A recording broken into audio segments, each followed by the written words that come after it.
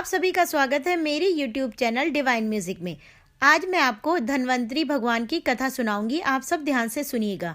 कैसे धन्वंतरी भगवान देवता बने और उनका किस प्रकार से धनतेरस से नाता है, यह सब भी मैं आपको बताऊंगी। दीपावली के 2 दिन पहले धनतेरस के दिन धन्वंतरी की पूजा की जाती है। कम लोग ही जानते हैं धन्वंतरी धन के देवता नहीं हैं। उन्हें अपने पहले जन्म में भी देवता के रूप में स्थान नहीं दिया गया था।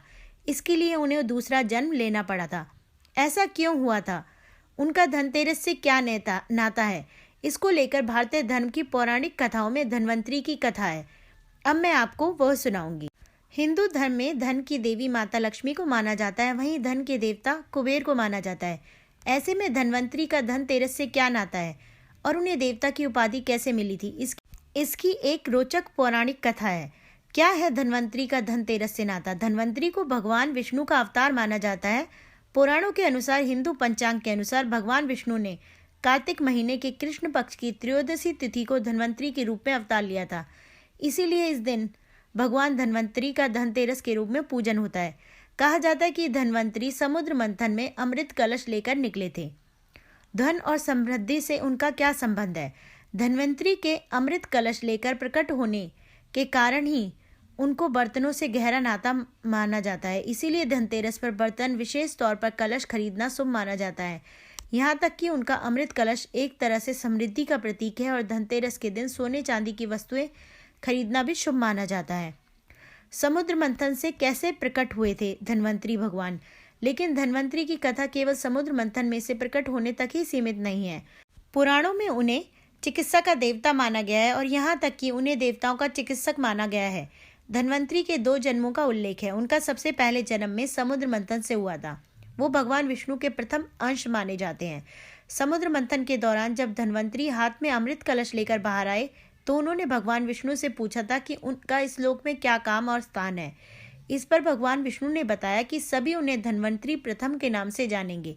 धन्वंतरी के आने से पहले ही यज्ञ का भाग तो देवताओं में बढ़ चुका था। ऐसे में देवताओं के बाद उत्पन्न होने के कारण उन्हें उस जन्म में देव नहीं माना गया।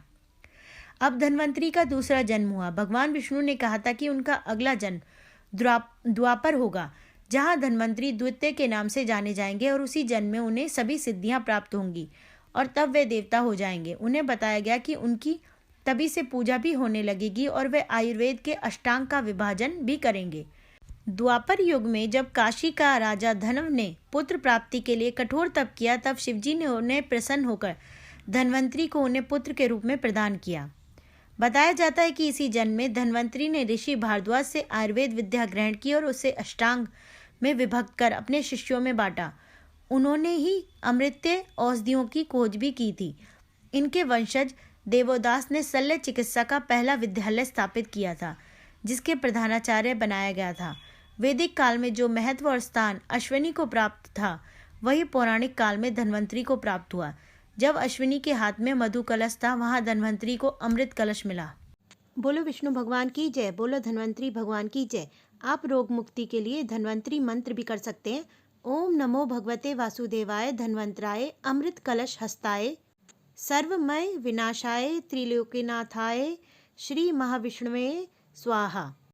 इस मंत्र को बोलने से आप रोग मुक्त रहेंगे और आपका मन शांत रहेगा। ऐसी अच्छी जानकारी के लिए मेरी वीडियोस को लाइक करें, शेयर करें और मेरे चैनल को सब्सक्राइब करें।